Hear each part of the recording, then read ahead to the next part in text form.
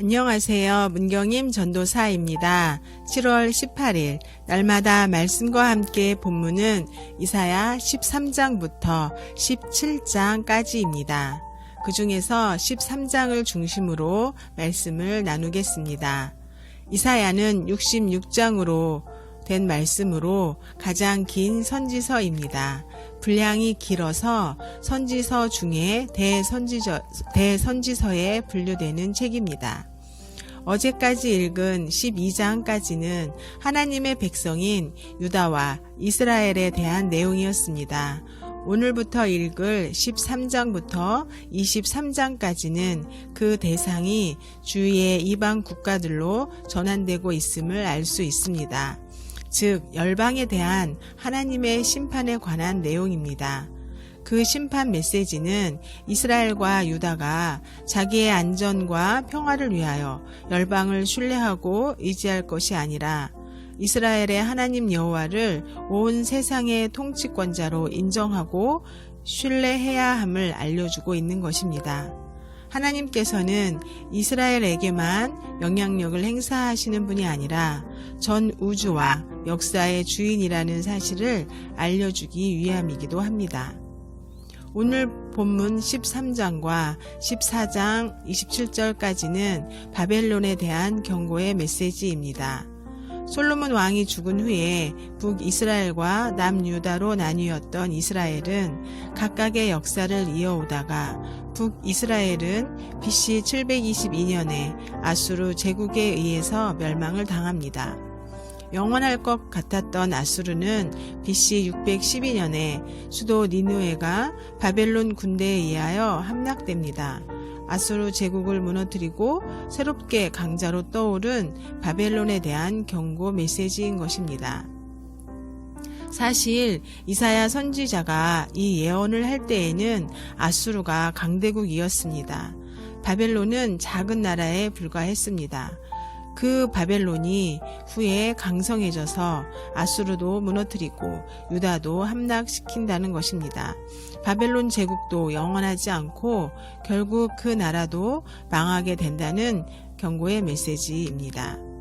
하나님은 오늘 말씀 13장 2절 3절을 통해 바벨론을 무너뜨릴 군대를 소집한다고 하십니다. 민둥산에 깃발을 세워서 사람들을 소집하라고 합니다. 이것은 만약 산에 나무가 많으면 깃발을 세웠는지 아닌지 잘 보이지 않을 뿐만 아니라 보여도 그것이 깃발인지 나뭇가지인지 헷갈리지 않게 하라는 의미입니다.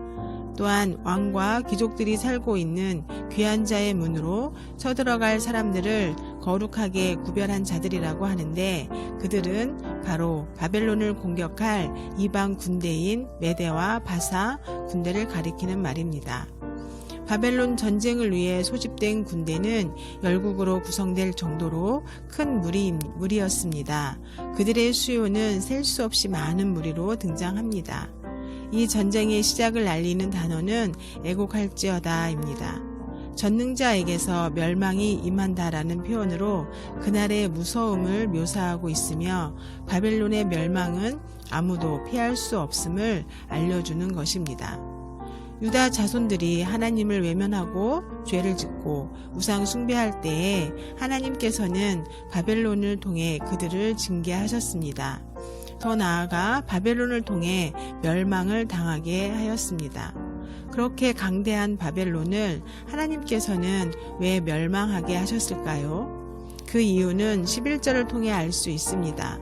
내가 세상의 악과 악인의 죄를 벌하며 교만한 자의 오만을 끊으며 강포한 자의 거만을 낮추실 것이며 하나님은 유다 백성들의 죄만 벌하시는 것이 아니라 온 세상, 나라, 민족의 죄에 대해서도 그냥 넘어가지 않으십니다.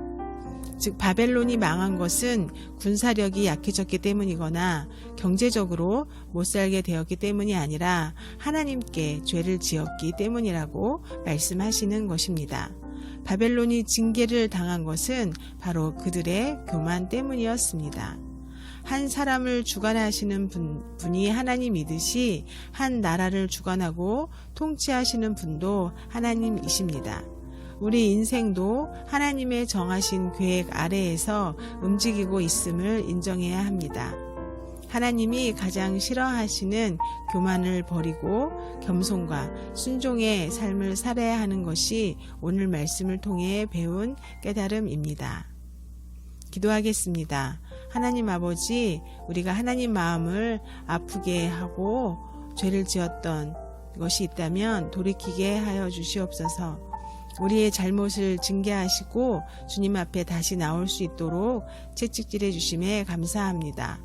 우리가 주님의 계획 아래 있음을 인정하고 순종과 겸손의 삶을 살게 하여 주옵소서.